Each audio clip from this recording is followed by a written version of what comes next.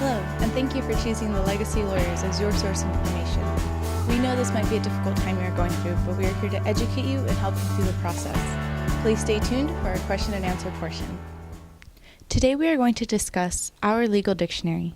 We know legal terms can be confusing, so let us translate them for you.